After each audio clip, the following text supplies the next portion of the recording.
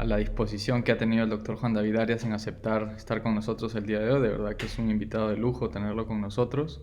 Y a Eduardo, que nos conocemos de hace muchísimo tiempo, ex jefe residente de la Foscal y un gran amigo de hace muchísimos años. Bueno, sin más, les pido por favor que puedan compartir su pantalla para poder iniciar las interesantes charlas que tenemos el día de hoy. Bueno, muchas gracias a la Sociedad Peruana de Oftalmología, su presidente en el capítulo de retina, al doctor Gerardo Arana, y a Rodrigo, gran amigo y egresado de acá de la institución de Poscal. Entonces, básicamente el tema que tengo para compartir el día de hoy con ustedes es las alternativas que tenemos al uso del verde indocianina para el análisis de la coroides.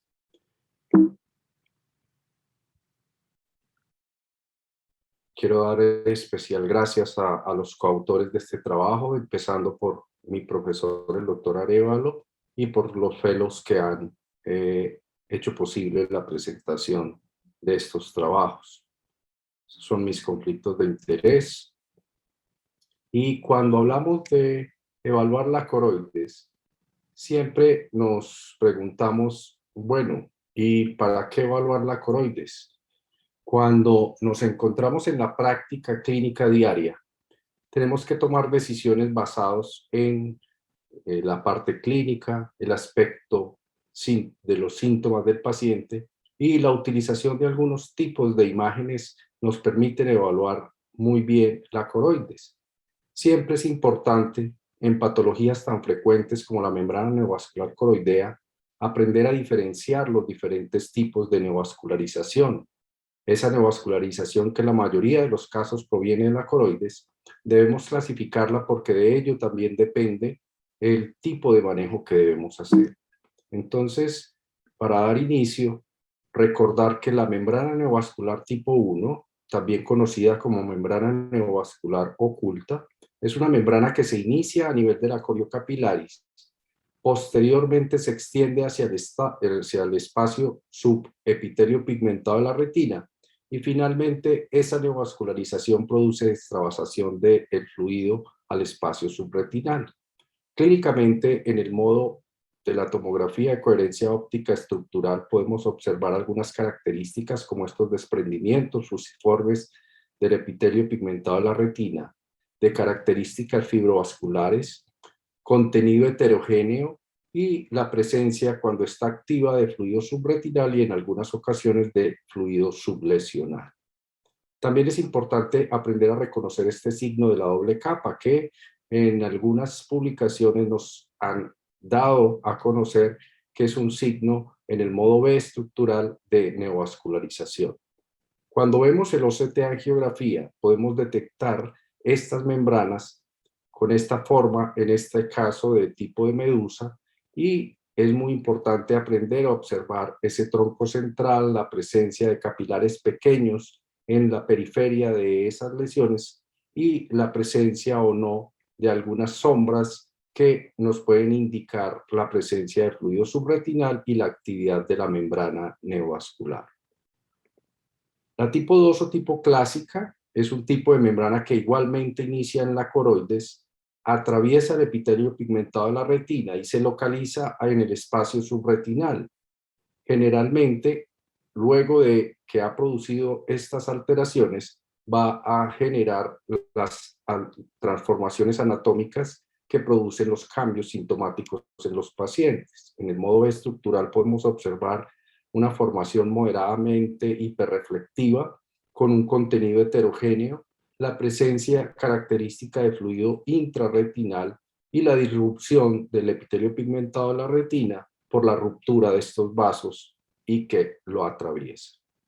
En los angiogramas podemos observar, como en este caso, una neovascularización en forma de glomérulo o maraña. Es una neovascularización muy bien definida, como en este caso, vasos bien diferenciados que nos hablan de la madurez de la membrana, la presencia de esta sombra oscura por la actividad de ella, Y en las imágenes ANFAS podemos ver las áreas hiporreflectivas que nos indican la extensión del fluido subretinal. La tipo 3, o conocida como RAP, o proliferación angiomatosa de la retina, a diferencia de las dos anteriores, es una lesión que inicia en el plexo capilar profundo, se extiende hacia la retina externa y posteriormente ocasiona una anastomosis retinocoroidea que conlleva a todo el daño estructural que vamos a observar. Estas lesiones en el fondo de ojo las podemos identificar como hemorragias intrarretinadas. Generalmente están localizadas fuera de la zona vascular foveal, la presencia de drusen y algunas veces de exudación. En el modo estructural, característicamente es una lesión hiperreflectiva intrarretinal que tiene una forma de embudo y que se asocia a quistes intrarretinales y a alguna presencia de fluido subretinal. En las imágenes ANFAS podemos ver en la retina externa característicamente una neovascularización muy pequeña en forma de penacho que produce estos quistes intrarretinales en el plexo profundo y que se acompaña de este halo hiporreflectivo por la presencia del fluido subretinal. Podemos observar también las diferentes características en la parte superior cuando está la membrana neovascular activa, cómo se ve en el angiograma de la retina externa y cómo luego de un tratamiento esa lesión se localiza mucho mejor, se restablecen las líneas y elipsoide que permiten la recuperación visual y desaparece en el angiograma externo la presencia de la señal de flujo. La vasculopatía polipoidal coroidea es un tipo diferente de neovascularización. Esta se caracteriza por la presencia de redes neovasculares ramificadas que se acompañan de estas aglomeraciones vasculares aneurismáticas y que fue descrita en 1982 por el doctor Januzzi como una variante clínica de la degeneración macular relacionada con la edad. Se caracteriza por la presencia de redes neovasculares, como lo dije anteriormente, y dilataciones aneurismales o polipoideas. Esta patología tiene una alta prevalencia en el este de Asia, en pacientes afrodescendientes, y está menos reportada en pacientes caucásicos. La edad promedio de diagnóstico es entre 50 y 70 años, y el sexo depende de la población que se está estudiando. Es más frecuente en hombres asiáticos, pero es también más frecuente en mujeres europeas. En la población latinoamericana hay muy pocos estudios que hablen de este tipo de patología. En las referencias inferiores colocamos el primer estudio que realizamos nosotros acerca de esta patología, evaluando los pacientes con OCT angiografía.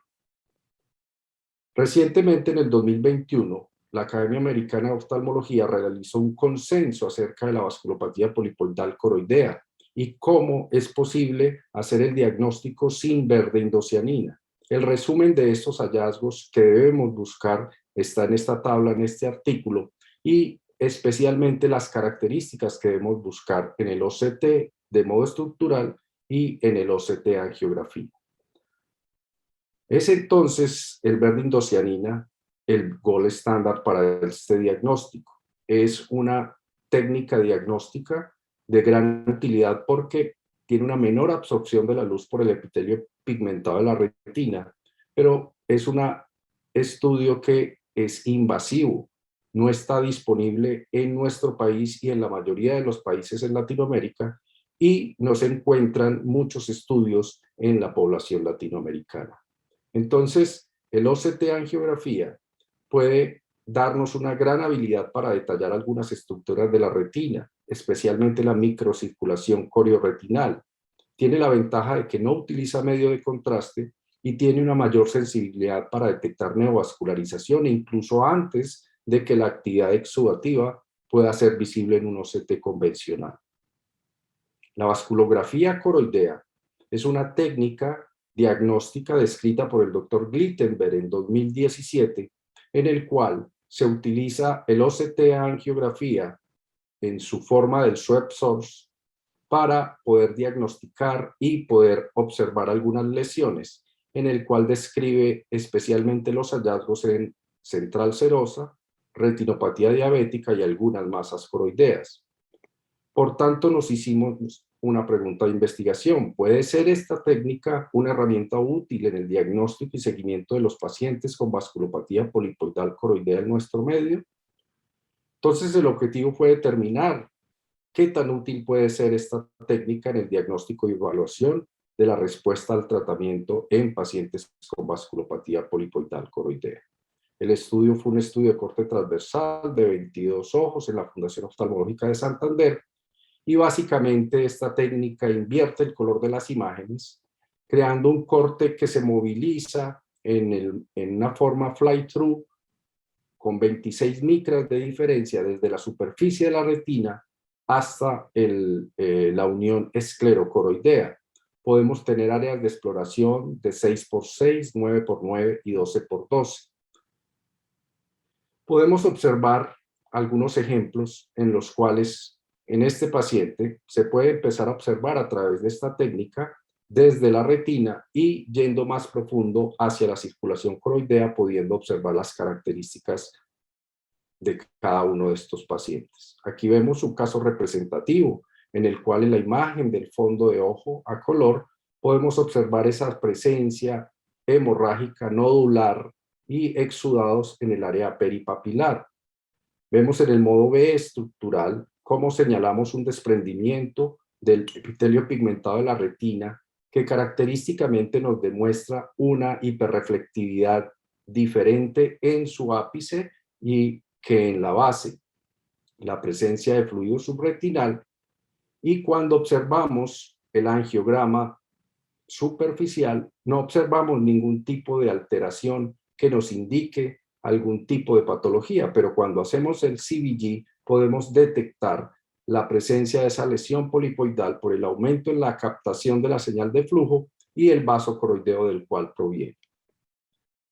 Las anormalidades vasculares en el CBG en este tipo de patología se han descrito en diferentes estudios que nosotros corroboramos igualmente en nuestro estudio, en el cual podemos ver este tipo de dilatación aneurismal, pólipos ocultos e incluso patrones multilobulados o patrones complejos.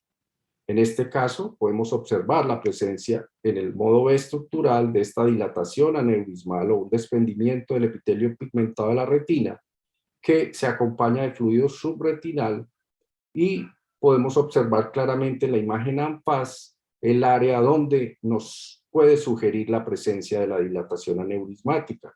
Cuando observamos el CBG con mucho más detalle podemos detectar la presencia de esa dilatación y el vaso coroideo del cual proviene. Igualmente en el patrón oculto podemos encontrar cuando hacemos esta técnica la lesión polipoidal y los vasos de los cuales proviene. En el patrón multilobulado, igualmente característicamente podemos encontrar la presencia de esta lesión polipoidal con un área hiporreflectiva a su alrededor que nos indica actividad y un pólipo que se encuentra inactivo y que nos lo indica la presencia de la detección de la señal de flujo completamente circular. Aquí vemos un caso representativo en una mujer de 60 años, en el cual sospechamos clínicamente la presencia de esta patología. La angiografía con fluoresceína no nos da muchas claves acerca del diagnóstico, porque podemos ver que la presencia de esa sangre nos produce un bloqueo que nos impide evaluar de dónde está proveniendo todo este sangrado. Cuando realizamos esta técnica del CBG, como la vamos a observar, vamos a poder esclarecer la presencia de este tipo de lesiones. Perdón, ahí la repito. La presencia de este tipo de lesiones, y vamos a ver cómo van apareciendo esas lesiones aneurismales que nos confirman el diagnóstico de una vasculopatía polipoidal coroidea. Igualmente el área o los vasos coroideos de los cuales proviene. En este caso podemos observar en el modo B estructural las alteraciones que acompañan a este tipo de lesiones, y igualmente las diferencias entre el angiograma de la retina superficial y del CBG. Vemos igualmente en este caso la presencia de el fondo de ojo con las lesiones activas y cómo se ve el fondo de ojo luego del tratamiento, en el cual cambia, pero es mucho más dramático observar ese cambio antes y después del tratamiento en los pacientes en los cuales tenemos la posibilidad de hacer el CBG. Este es otro caso representativo en el cual podemos observar en la imagen en fondo de ojo este tipo de lesiones que son hipo e hiperautofluorescentes sugestivas de estos desprendimientos multilobulados del epitelio pigmentado de la retina. En el angiograma de la retina superficial podemos detectar algún aumento en la señal de flujo, pero que no es muy característico todavía. Pero cuando realizamos las imágenes del CBG, vamos a poder observar claramente la circulación de la coroides y cómo se detectan estas lesiones polipoidales. Igualmente en el mismo paciente, como luego del tratamiento de estos desprendimientos del epitelio pigmentado de la retina mejoran, disminuyen, e igualmente cómo cambia la vasculografía coroidea luego del tratamiento en estos pacientes. La ventaja que tenemos con esta técnica es que podemos detener precisamente la imagen en el área donde queremos y podemos evaluar claramente los vasos coroideos y cómo disminuyen o desaparecen las lesiones polipoidales. También lo usamos en algunas patologías oncológicas, en este caso en un nevus coroideo, y vemos esa lesión plana pigmentada parafoveal que se corrobora en el OCT estructural, y en el CBG vamos a poder observar característicamente cómo se disminuye la captación de la señal de flujo en el área donde se encuentra la presencia de esta lesión. Entonces, igualmente, acá podemos detener el área que nos es de interés y podemos observar esa área de la disminución de la captación de flujo que corresponde a el nevus coroideo. En otras patologías, como en el hemangioma coroideo circunscrito, vemos las características en el modo estructural de una lesión con un borde muy bien definido, la presencia de vasos dilatados y por compresión de la coriocapilares, la presencia de fluido subretinal y estos espacios quísticos característicos de este tipo de lesiones en domo. En el modo de on-fast vamos a poder visualizar algunas dilataciones de vasos coroideos en el área de la lesión, y en el CBG podemos ver estas características que las hemos denominado en bolsas de gusanos.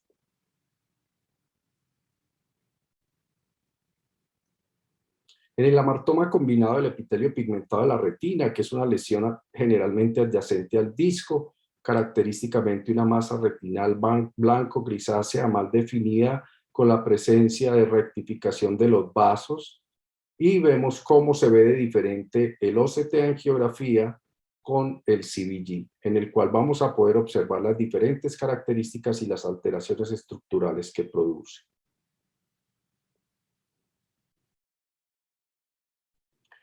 En la hipertrofia congénita del epitelio pigmentado de la retina también podemos caracterizarla en el modo estructural, con esa área en el cual hay una ausencia de la retina externa, áreas de hipertransmisión en el área de las lagunas, y en el angiograma de la retina externa característicamente hay una disminución de la señal de flujo, pero cuando vemos el CBG vamos a poder observar que verdaderamente este tipo de tecnología permite penetrar más allá del epitelio pigmentado de la retina y observar muy claramente esas alteraciones estructurales y cómo esos vasos coroideos desaparecen en el área de las lagunas, y cómo los vasos grandes pueden ser visualizados en las áreas debajo del epitelio pigmentado de la retina. Como discusión, el OCT angiografía permite la obtención de imágenes de la coroides mediante esta técnica, pero tiene algunas limitaciones. Muchas veces la dispersión de la luz por el epitelio pigmentado de la retina nos permite visualizar más algunas características de la neovascularización, pero nos dificulta muchas veces la evaluación de los vasos coroideos, especialmente por alguna presencia de artefactos de proyección. Esta técnica del CBG nos mejora la visualización de las redes neovasculares, nos permite localizar el origen de las dilataciones aneurismales y nos permite o nos proporciona información de la actividad en la vasculopatía polipoidal coroidea. Para quienes estén interesados, este trabajo está publicado en Expert Review of Medical Devices recientemente, y como conclusión, esta técnica representa una forma novedosa, no invasiva, de visualizar directamente los vasos coroideos. La principal característica es que nos da información estructural de estos vasos, las anormalidades coroideas en diferentes profundidades. En la vasculopatía polipoidal nos ayuda a dilucidar esas dilataciones aneurismales y las redes neovasculares asociadas, y también hemos encontrado un potencial uso en el diagnóstico de tumores coroideos. De nuevo, muchas gracias por la invitación y dejo de compartir la pantalla. Muy bien, doctor Juan David, realmente un tema bastante interesante. Es supremamente importante en los casos que usted ha mencionado, pues nos da una ayuda bastante importante este método diagnóstico, y sobre todo en que en países como, digamos, en Colombia, en Perú, tampoco tenemos un amplio uso del verde indocianina. Esto nos ayuda muchísimo a hacer un mejor seguimiento del tratamiento que le damos a nuestros pacientes, y definitivamente es una ayuda interesante. Ahora, yo como pregunta, ¿ha podido observar algunos casos de, por ejemplo, coroidopatía central serosa, en el cual esta técnica también ayude a identificar algunas cosas interesantes acerca de la patología? Sí, realmente esta técnica nos permite el diagnóstico y seguimiento en muchas patologías. Pues por el tiempo de la charla no agregamos más, pero evidentemente todas las patologías del espectro paquicoroideo, la neovasculopatía paquicoroidea, la central serosa aguda, la central serosa crónica, la epiteliopatía paquicoroidea, todos este tipos de patologías son de mucha ayuda a este tipo de técnica, porque como hemos visto recientemente publicado, especialmente por el doctor Spade, todas estas patologías se acompañan de un aumento del flujo a nivel de los vasos coroideos, que es por las anastomosis provenientes de las venas vorticosas. Entonces, evidentemente, si no tenemos ICG, esta tecnología pues sí nos da mucha información acerca de estas patologías. De acuerdo. Inclusive sería interesante, creo que leí un artículo acerca de la binarización de la densidad del vaso coroideo, ¿no? Cómo podríamos, inclusive a través de quizá de un ONFAS o de esta misma técnica, también lograr, digamos, ponerle color blanco-negro, y quizá inclusive hacer un normograma o algo, digamos, específico para la densidad de los vasos coroideos, ¿no? Sería también bastante interesante, apoyándonos de esta técnica. Sí, ese, Quisiera hacer una pregunta, Juan David, ya que han tocado este tema tan interesante de coriocapilaris y en general de paquicoroides. El paquicoroides peripapilar, por ejemplo, varía un poco del resto del espectro paquicoroideo, en que más bien las venas coroideas peripapilares son las que agrandan y que hacen un aumento diferente en la tensión, ¿no? Y que hacen que pues, haya el problema de la retención y el edema peripapilar. ¿Llegan a notarlo eso? ¿Ya has notado esa situación de este aumento de la retención o del tamaño de los vasos coroideos peripapilares? ¿Llegan a ver eso? Sí, efectivamente tiene un comportamiento diferente. Generalmente son lesiones que se diagnostican muchas veces incidentalmente, porque producen menos síntomas visuales que cuando hay un compromiso en el área macular, pero definitivamente sí se puede observar una dilatación, especialmente de los vasos de Haller en el área peripapilar. tienen un comportamiento diferente, pero en común todas estas patologías, como decíamos, tienen que ver con un aumento en el flujo y de las venas vorticosas y muchas anastomosis. Generalmente estos pacientes del espectro paquicoroideo tienen anastomosis que confluyen en el área subfoveal o en esas áreas es donde aumenta el flujo de esos vasos coroideos y es lo que conlleva a el aumento de la presión de esos vasos y por tanto toda la sintomatología y los hallazgos que encontramos. Interesante. Y doctor, una pregunta. ¿Ha tenido algunos casos en los cuales esta técnica le ha hecho cambiar de tratamiento, proponer tratamiento versus el OCT angiografía que quizá mostraban cosas que no iban a favor de continuar digamos, cambiar el tratamiento? Pues lo más interesante, más que cambiar el tratamiento, es poder tener la certeza de que sí tenemos esas dilataciones aneurismales, porque el gran problema es que, primero, el diagnóstico en la población latinoamericana es muy escaso, porque creíamos que esto era solo una patología de Asia y de algunos pacientes afroamericanos. Y hoy nos damos cuenta realmente que es una patología de alta prevalencia en población pigmentada mestiza latinoamericana y ese ha sido el gran interés de poder tener la certeza en el diagnóstico.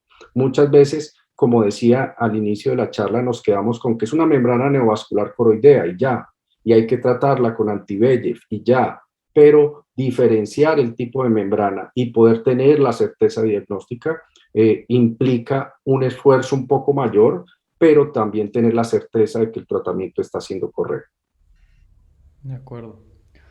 Bueno, agradecerle, doctor Juan David, de verdad que muy ilustrativa el tema y bastante interesante.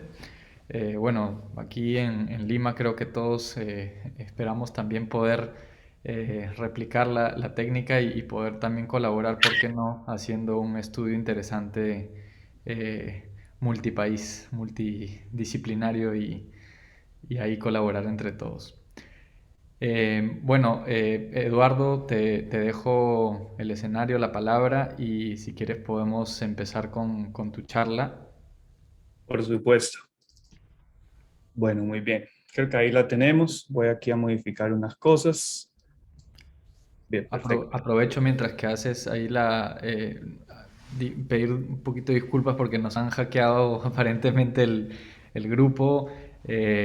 Solamente si es que hemos activado, como dijo Eduardo, la sala de espera. Si alguien conoce a alguien que esté en la sala de espera y que quiera entrar, por favor nos avisa por el chat para poderlos dejar ingresar. Muchas gracias.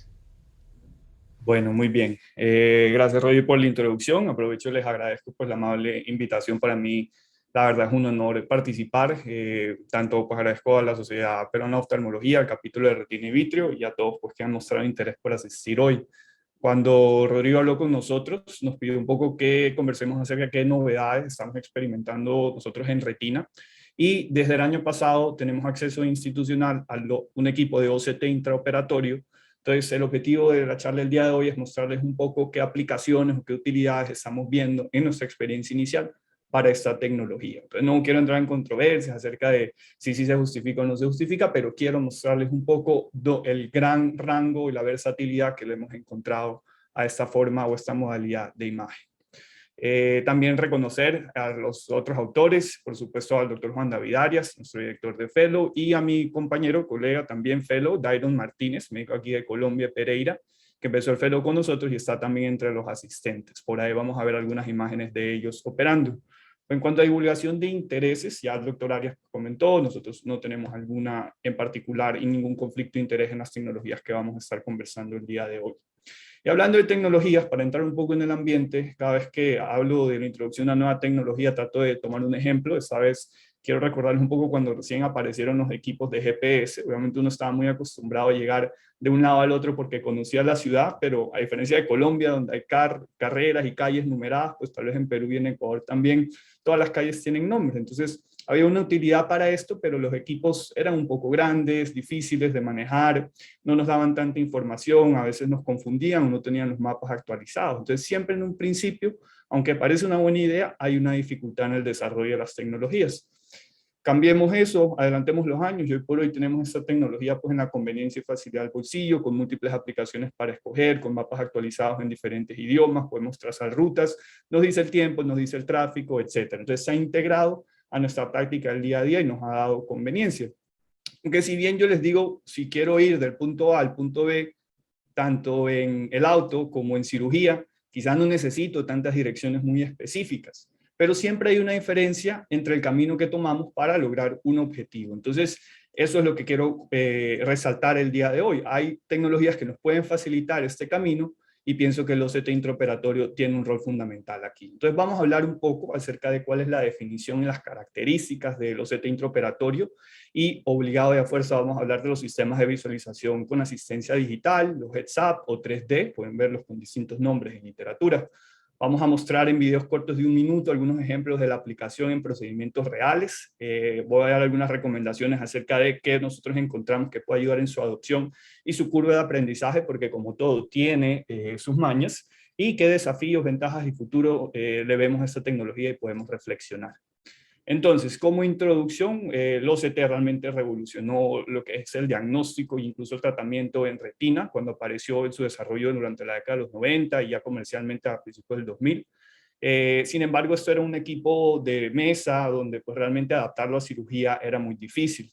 Pero con el advenimiento del desarrollo de nuevas tecnologías como el OCT portátil, pues empezó a adoptar la primera vez en el 2005 una tecnología de time domain que se utilizó para segmento anterior en Alemania, pero posteriormente se pudo captar estas imágenes en tiempo real intraoperatorios de OCT con la tecnología que inicialmente portátil o handheld que se usaba en pacientes pediátricos o neonatales, se adoptó a la cirugía y empezamos a ver las primeras imágenes. Eso fue un grupo de Duke liderado por la doctora Toff.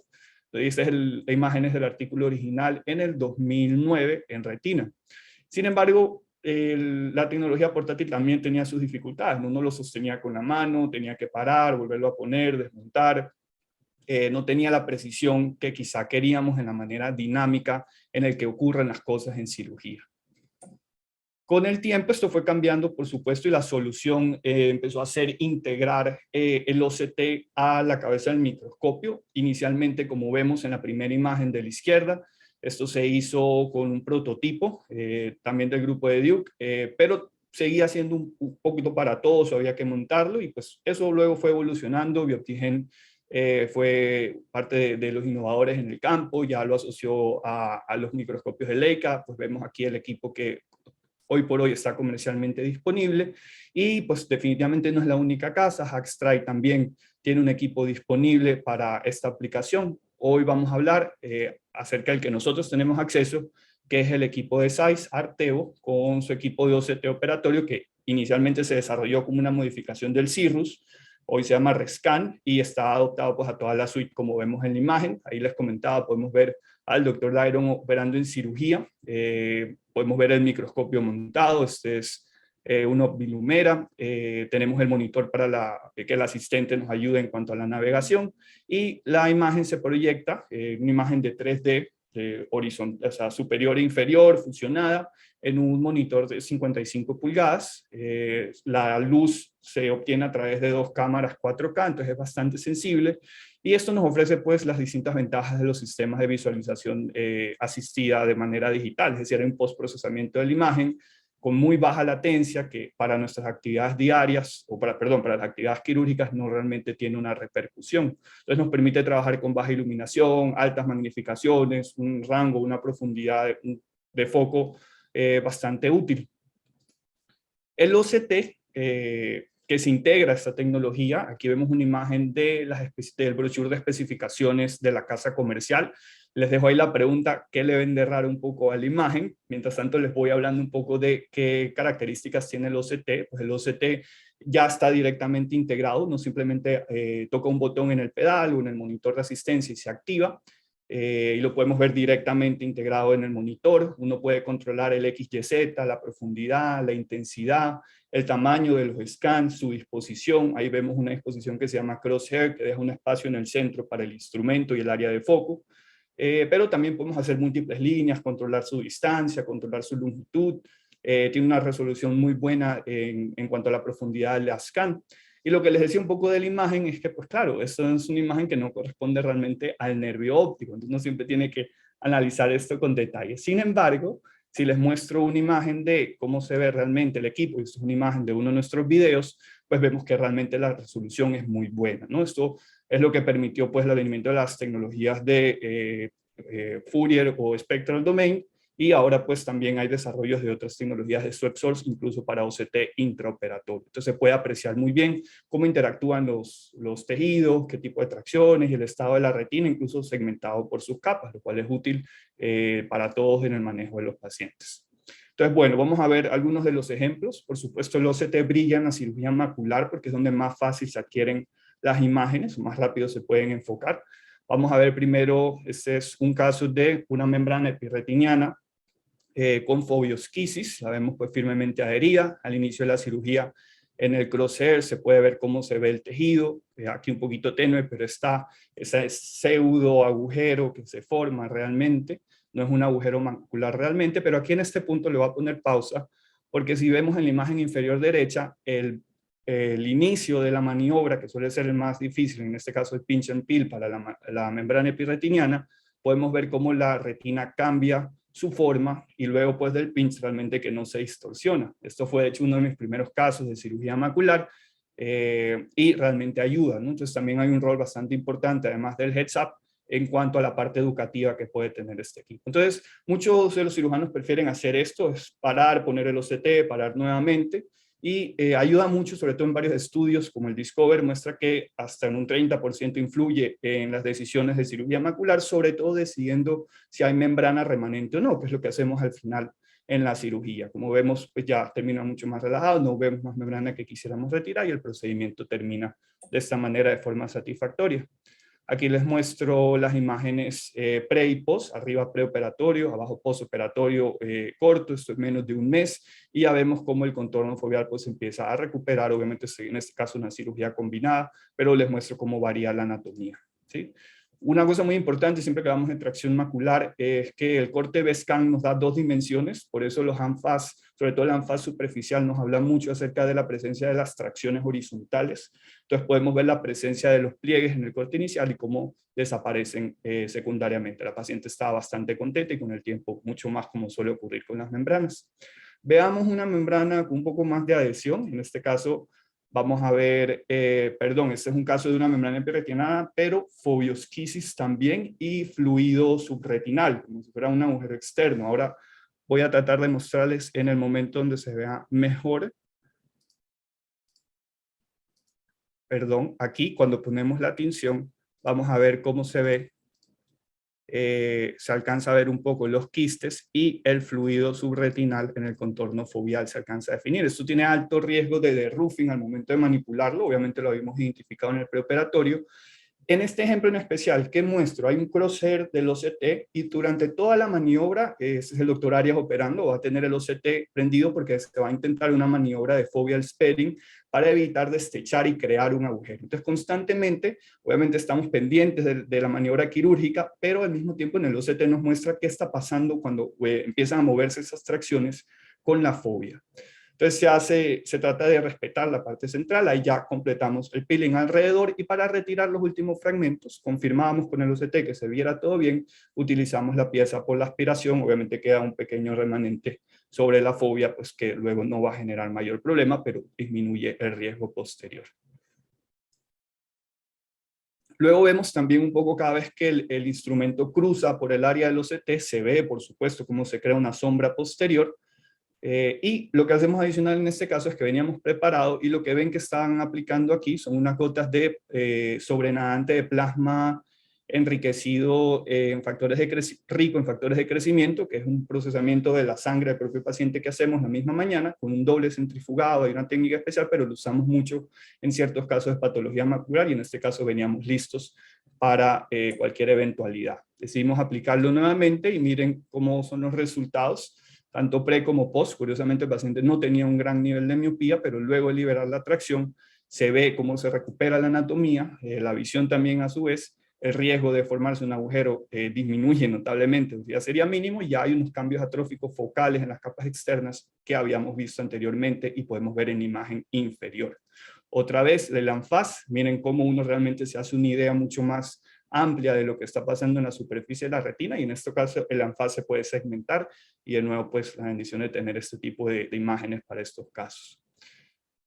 En otra cirugía vamos a ver un agujero macular de un diámetro mínimo de apertura grande. Esta es nuestra técnica estándar para estos casos, donde no manipulamos la limitante interna, pero vamos a, obviamente después de hacer un buen DBP, hacemos un intercambio parcial, y lo que ven ahí es el mismo plasma que hemos incubado a temperatura para formar una membrana gelatinosa que introducimos a través de un trocar no valvulado con una pinza de ILM. La depositamos sobre el resto de fluido que se ve todavía en polo posterior, maniobramos para ubicarla directamente en el agujero, hacemos un pequeño toque que es bien ajustada, y en el OCT vemos dos cosas. Lo primero, voy a poner una pausa aquí, si encuentro mi mouse. Dos cosas, vemos cómo el plasma está directamente en el agujero, y lo segundo es que a medida que vamos haciendo el intercambio podemos ver incluso la interfaz. Entonces lo que queremos es minimizar la cantidad de fluido que queda para que luego con un agente tamponante de gas podamos asegurar el tejido. Entonces esto funcionaría también equiparable en cuanto a la manipulación y mecánica con un trasplante autólogo. Entonces un tejido libre que se coloca, o puede ser de limitante interna, y vemos cómo siempre ayuda el OCT a tener un poco más de garantías acerca de cómo termina el procedimiento. Entonces en el polo posterior funciona muy bien, pero vamos un poco hacia periferia. Entonces le voy a mostrar un poco imágenes de una paciente. Es una paciente que es un caso realmente espectacular, es una chica de 16 años sin ningún otro antecedente, 2 meses de disminución de visión en el ojo izquierdo y cefaleas recurrentes. Lo que observamos en este caso es una paciente con papiledema, con una actividad exudativa bastante amplia, con cambios de tortuosidad y dilatación vascular, y la tensión arterial estaba por las nubes, estaba por encima de 200. Es una paciente que tenemos una sospecha de von Hippel-Lindau, porque en la periferia mostraba unas lesiones de hemangioblastomas. La remitimos directamente a urgencias hospitalarias. La paciente ingresa a cuidados intensivos, le hacen un scan completo, le encuentran femocrocitomas bilaterales, la manejan quirúrgicamente con el retiro, médicamente, y 9 meses después ya vuelve con nosotros. Miren cómo el manejo médico la ayudó muchísimo en cuanto a la anatomía retinal, pero ya se ven claramente un hemangioblastoma grande en el ojo derecho, y un hemangioblastoma más pequeño, inferotemporal, en el ojo izquierdo. Con esto, pues la paciente, hay que tratar estos hemangioblastomas independientemente del tamaño. Esto es un tema para una charla aparte, pero vamos a ver cómo el OCT funciona en la periferia. Entonces aquí vemos esta masa hiperreflectiva, intrarretinal, periférica, con indentación se ayuda un poco a mejorar, y la idea es hacerle crioterapia, porque el láser no funciona muy bien cuando el tamaño es tan grande. Entonces, con OCT con 3D vamos a ver cómo a medida se produce el proceso de congelamiento, la hiperreflectividad en el tejido aumenta, y nos quedamos más tranquilos con la cantidad de tejido ablacionado. Esto es asistido por Chandelier. Entonces vamos a ver el otro ojo, ve un poquito que la exposición del video cambia, pero eso tiene que ver, ya les voy a contar por qué.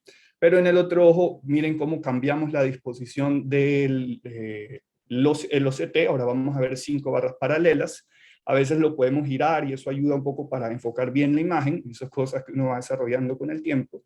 Y el mismo procedimiento se lleva a cabo para el otro ojo de manera exitosa. Recuerden que siempre se hace hasta 2 o 3 procesos de congelamiento con el double thaw o triple thaw, ¿no? Eso es transconjuntival con la sonda de esclera por manera, la sonda de crioterapia externa.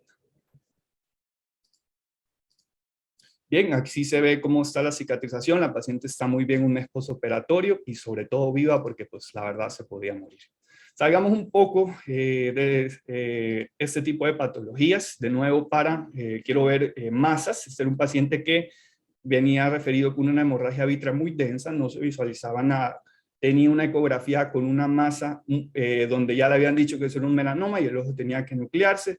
El paciente decidió buscar una segunda consulta, y pues nosotros, el doctor después pues, se especializó en oncología ocular, y pues no, primero vamos a ver bien de qué se trata, y esta es la cirugía. Entonces lo que vamos a hacer es una vitrectomía. Empezamos anterior para mejorar la visualización, luego vamos a ir de a poco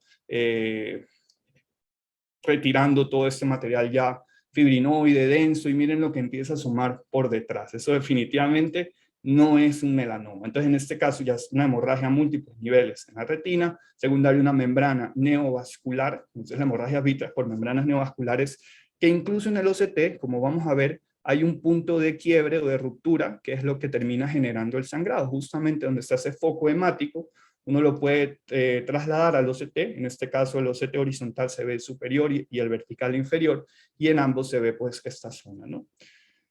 Además, obviamente si estuviera más periférico, y nosotros también pensamos, uno diferencial sería el PER, la corioretinopatía proliferativa hemorrágica, que se ve en la periferia en pacientes mayores también, porque miren cómo hay esos cambios en toda la periferia que también nos debería hacer sospechar, y eso es uno de los diagnósticos diferenciales de pseudomelanomas también. El OCT nos ayuda a definir en ese momento el diagnóstico y complementamos con una dosis de antiangiogénico antes de terminar. Entonces, un impacto directo en el manejo. Esto es algo también un poco que estamos tratando, este es el doctor Arias operando también. Lo que vamos a tratar de hacer son para pacientes con cambios fibróticos, crónicos, atróficos en mácula. Estamos tratando de usar el plasma enriquecido en plaquetas de manera líquida, inyectado de manera subretinal. Es una paciente con MACTEL, donde hacemos un buen PVD. Por cierto, el OCT es muy bueno para verificar, para el fellow de retina de entrenamiento, verificar si uno hace bien la maniobra. Eso es importante también al momento de crear la ampolla. Vamos a usar una cánula de 38G, son cánulas que entran por 25, 27 también, muy, muy delgadas para inyectar. Aquí vamos a ver, hacemos la prueba con el sistema de BFA, el Vitreous Fluid Injection, y vamos a inyectar subretinal, siempre para hacer la ampolla, con las recomendaciones en terapia génica, inferior.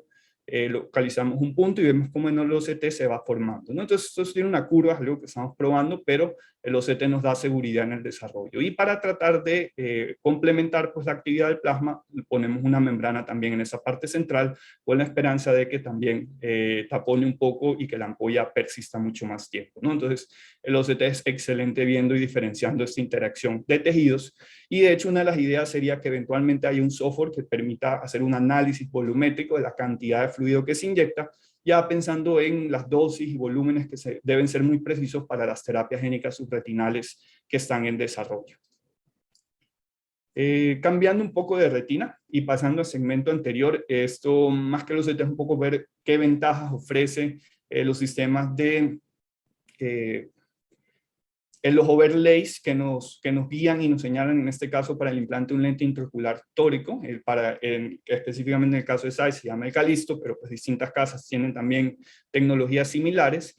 Vemos inicialmente cómo el equipo, para estos casos, si uno tiene, en este caso el IOL Master, uno puede integrar la información directamente al equipo y él solo toma las referencias. En este caso no teníamos una biometría de IOL Master, entonces tuvimos que hacer un marcado preoperatorio, y una vez que el paciente se recuesta, se hacen unos ajustes, manualmente se le escoge que este es el eje horizontal y el equipo solamente marca cuál sería el eje de implante del lente tórico. Además, como uno tiene el astigmatismo inducido, uno le puede poner donde quiera hacer la incisión y hasta el grosor en el que uno normalmente trabaja, ¿no? Entonces, en este caso vamos a ver cómo uno es pues, una guía muy directa para tener parámetros reproducibles en estas cirugías donde es vital.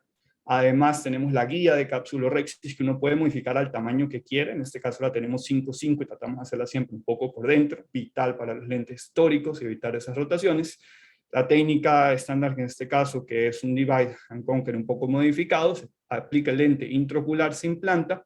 Y miren, aquí pasa algo curioso porque todos sabemos que hay el lente por Canon no se debe rotar para ciertas direcciones, pero quedó justamente, y yo creo que a todos quizás nos ha pasado un poco esto de aquí, queda preciso pasado del lado de donde está el lente. Las marcas están un poco más hacia la derecha, en la parte inferior se ven bien, ¿no?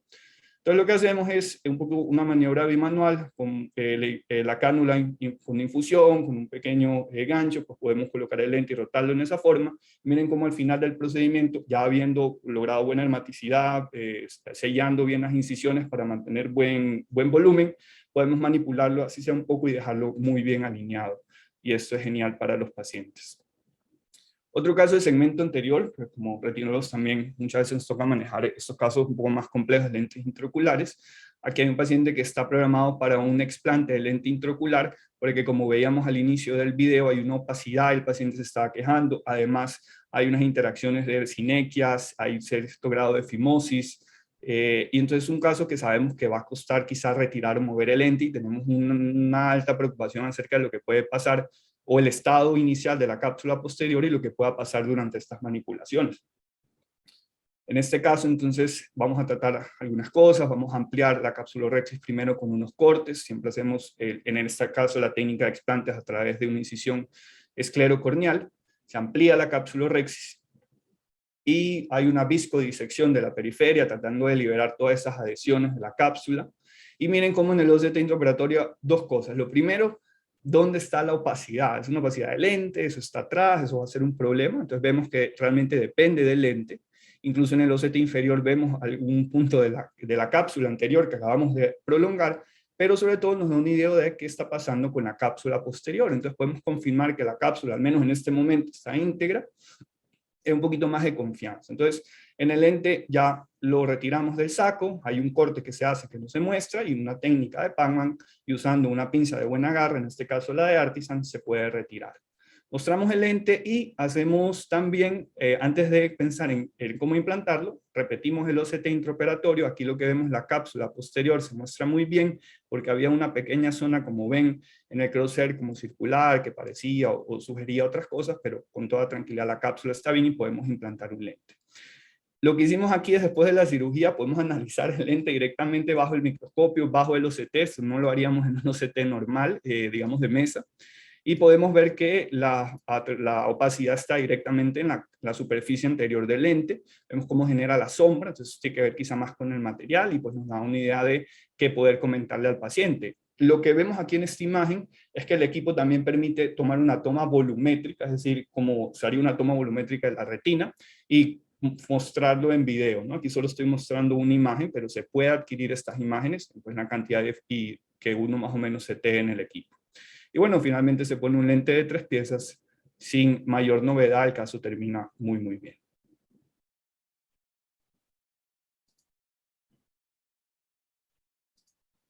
Este otro caso también, eso es un paciente, es un niño de 2 años, todos hemos visto esos niños o hemos sido esos niños alguna vez, con complejo de Spider-Man, pero realmente el chico era muy hiperactivo, pero venía con unos síntomas de 2 semanas, bilaterales, lagrimeo, enrojecimiento, venía de muy lejos, me acuerdo que tenía como viajar como 10, 12 horas para venir a consulta, y entonces hay una alta sospecha de que hubieran algunos cambios de una queratitis infecciosa. Lo que vemos en este ojo derecho es un panus, pero en el otro ojo tenía algunos infiltrados, incluso en periferia se ven también, y decidimos, bajo asistencia de sedación y en quirófano, tomar una muestra. Ya que estábamos ahí, esto es como un examen no asistido por sedación y OCT, entonces nos damos una idea de qué es lo que está pasando en la córnea, en esa superficie, en el contenido estromal. Tratamos de retirar una muestra, hacemos un pequeño scrape, retiramos y pelamos el tejido. Y aunque aquí estamos tomando una muestra, imagínense, esto es lo mismo si ustedes lo quisieran aplicar para insuficiencias limbares, para nesos, para scraping o debridamiento de úlceras corneales, ¿no? Entonces tiene una aplicación que uno tiene que empezar a imaginar cómo es, ¿no? Tenemos un gran laboratorio de microbiología ocular disponible y a los 2, 3 días empezamos a tener los resultados iniciales. Vemos en este caso filamentos y biofilm que finalmente terminan reportando como una pseudomoneurognosia, ¿no? El paciente recibe tratamiento tópico, mejora muy bien y esa es la ventaja de poder tener esa confianza en el manejo y el diagnóstico, que muchas veces es crítico porque tenemos que tomar decisiones al momento. Bueno, desafíos y ventajas que tiene este equipo. Espero que hayan encontrado distintas cosas que no pensaban que tal vez el equipo pueda hacer, pero por supuesto uno tiene sus dudas, ¿no? Sobre todo el tiempo adicional que le toma adquirir la imagen. Si ustedes leen los grandes estudios de OCT intraoperatorio que no se han hecho con los equipos nuevos, les dicen que se toman 5 minutos. Realmente no es tanto tiempo y con la experiencia se va reduciendo el tiempo de adquisición, el enfoque, ¿no? Si uno ya empieza a trabajar con ciertas cosas. Se está trabajando para que tal vez el equipo tenga una capacidad en un software de tracking, es decir, que siga un poco al cirujano, salva los instrumentos o con inteligencia artificial. La calidad de la imagen sufre, ¿no? Porque siempre hay movimientos durante el procedimiento inherentes de la cirugía, pero se está tratando de ver que esto mejore con ciertos factores de corrección. Otro punto importante es la instrumentación especial, que ya se ha probado, pero todavía no está realmente muy disponible en mi conocimiento, pero la idea es que si uno cambia el material a un plástico semirrígido y lo prueba, podemos ver cómo, vamos a tratar de cambiar aquí a un puntero, En la imagen de la izquierda, este es el estudio que ya tiene unos años cuando se probó estos distintos materiales. Aquí vemos un pic metálico que genera una sombra muy obtusa, pues, y luego aquí con un scraper ya se ve muy bien la retina por detrás. Esos son los nuevos materiales que están probando. Se ven los detalles del material, del instrumento, pero también la retina por debajo, ¿no? Y con las nuevas tecnologías de sweep source que reducen el tiempo de la toma, pues, ¿qué tal que en algún momento hagamos con tomas de densidad volumétricas en 4D, como mencionan en vivo, tener una idea más clara, así como veíamos los ANFAS, de qué ocurre con la superficie de la retina al momento de manipularla intraoperatoriamente? Muy bien. Recomendaciones, si tal vez lo tiene institución o algún acceso, o alguna vez van con alguien y se animan a probarlo, ¿qué cosas hemos encontrado que ayuda? Lo primero que quiero hablar es sobre todo en la educación. Como ven en la imagen, el doctor Arias siempre está presente aquí en la cabina como copiloto para estos procedimientos donde el fellow se sienta a operar. Permite que todo el equipo se integre en el manejo quirúrgico, que aprenda de las buenas decisiones y quizás no tan buenas. Pero siempre recomiendo iniciar en casos sencillos, por ejemplo, de membranas que vimos, que sean posteriores, que sean pacientes sin opacidades de medios, casos donde uno empiece a probar cómo adquirir la imagen. Obviamente uno tiene que lograr un buen enfoque desde el principio. Hay unas recomendaciones que cada equipo tiene sobre cómo uno tiene que enfocar, en qué nivel, y eso siempre es bueno tomarlo desde el principio. Por cierto, obviamente en los sistemas de visualización indirecta, el BION, por ejemplo, en este caso nosotros hacemos un ReSight, pero todas las tomas maculares que vieron en el equipo no necesitó ni un lente de contacto, ni un cambio a un lente de mayor magnificación. Lo que se hizo fue todo con el lente de campo amplio y la magnificación que provee el equipo. La otra recomendación es que tengan un personal entrenado en la manipulación del OCT. Eso muchas veces los distribuidores o casas comerciales ayudan con el entrenamiento, porque siempre al principio, y nos pasó también a todos, pues dificultades o problemas que se pueden resolver, pero que debe ser una responsabilidad compartida además del cirujano, ¿no? Hay que enfocarse en un paso a la vez. Uno puede, y la idea es que el cirujano maneje el OCT directamente desde el pedal, desde el XYZ hasta modificar todo lo que se pueda hacer en el monitor, lo puede hacer el cirujano en el pedal, pero uno tiene que tomar un paso a la vez. Entonces, primero la intensidad, luego otro día ver la profundidad, probar las otras disposiciones de los cortes, todo eso un paso a la vez. Y en nuestro caso, pues tener siempre muy en cuenta con los sistemas de visualización digital qué distancia uno está más cómodo del monitor, qué tipo de iluminación tiene que tener. En nuestro caso tiene un modo digital, cuánto de porcentaje de luz trabajar, cómo hacer los balances de blanco. Esos son pequeños detalles que hacen una diferencia bastante importante. Entonces hay que fijarse mucho en esas cosas. Entonces, en fin, ese es un punto importante, ya llegando a la conclusión del tema hoy, es que eso es una nueva tecnología y como hemos visto, quizá yo siempre trato de definir las cosas que sé, las que sé que no sé, y la más grande de todas es la que no sé, o sea, la ignorancia que desconozco, que es realmente el mar más amplio de todos. Entonces, en esos ignorancia desconocida, uno tiene que tener curiosidad práctica. Entonces, uno tiene que activamente estar buscando qué es lo que no conozco, dónde está por fuera de esa zona de confort que me puede ayudar a crecer, tanto la parte de entrenamiento como un cirujano en formación o un cirujano quizá ya establecido. Entonces, todos estos puntos donde se puede mejorar, que quizá no tenemos pendientes en este momento porque uno se puede sentir que no lo necesita, que está muy bien, pues realmente hay cosas que sí pueden cambiar. Y eso va a ser diferente para todos nosotros. No todos tenemos los mismos perfiles, le damos valor a ciertas cosas antes que a otras. No estoy hablando de costos, estoy hablando de valor que este OCT intraoperatorio puede aportar durante la cirugía. Puede dar más seguridad, puede ayudar incluso con el tiempo, ya que uno dice, bueno, tomar la imagen me cuesta más, sí, pero también cuánto cuesta más quizá volver a teñir, volver a entrar un paciente por un procedimiento incompleto. Entonces hay que tener todas esas cosas en cuenta, que al final se pueden traducir en eficacia. Pero, como les decía, valores distintos. Hay quienes son los innovadores, que son los que prueban la tecnología en beta. En este momento que yo creo que quizás está dentro de la innovación los adoptadores tempranos y ya evolucionando, volviéndose más práctico, más integrado, para tratar de cruzar esa gran barrera de las tecnologías y llegar a esas mayorías tempranas que espero sean las que estén aquí en la charla del día de hoy. En conclusión, el OCT intraoperatorio facilita el trabajo del cirujano, ese es mi concepto, le agrega valor al procedimiento en términos de facilidad de decisión, de seguridad, sobre todo para el paciente. Es una tecnología muy versátil, va desde segmento anterior, posterior, fuera del lente, que tiene amplio campo para mejorar, y la motivación para adoptarla, pues obviamente depende de las prioridades y posibilidades tanto individuales como institucionales.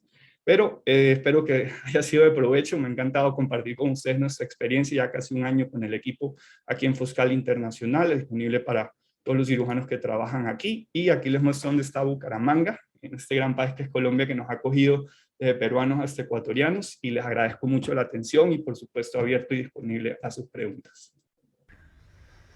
Bueno, Edu, felicitarte, una excelente, excelente charla. En realidad me ha dejado bastante impresionado los casos, muy, muy, muy interesante todo. Yo creo que esta tecnología, como bien mencionaste tú, como toda tecnología, pues está en un proceso de adaptación y sobre todo prueba con los early adopters, y ustedes definitivamente están a la vanguardia de esto, ¿no? Varios estudios importantes como el Pioneer, el Discover, que fue después, también mencionaban la utilidad de los OCT intraoperatorio, y creo que, bueno, para muestra un botón, ¿no? Ustedes con la experiencia de ya un año teniendo este equipo nos han mostrado en una serie de casos realmente el valor y agregado que se puede tener con esta tecnología. Como también bien has dicho, todo tiene sus pros, sus contras. Yo creo que esto tiene mucho potencial a futuro, sobre todo tomando en cuenta pues que las terapias génicas y la mayor adopción de técnicas subretinianas y todo va a tomar cada vez más fuerza. Esto también nos va a servir para adoptarla de una mejor manera. Teníamos una pregunta del doctor Arana que nos estaba preguntando en qué casos utilizan el PGRF o el plasma enriquecido en factores de crecimiento. Bien, entonces, de manera estándar es nuestra técnica de elección para los agujeros maculares grandes y idiopáticos. Por supuesto, grandes luego es un término que podemos discutir qué realmente se considera, pero también para los agujeros maculares secundarios o desafiantes. Esa es nuestra técnica de entrada, porque además no manipulamos la limitante interna, ¿sí?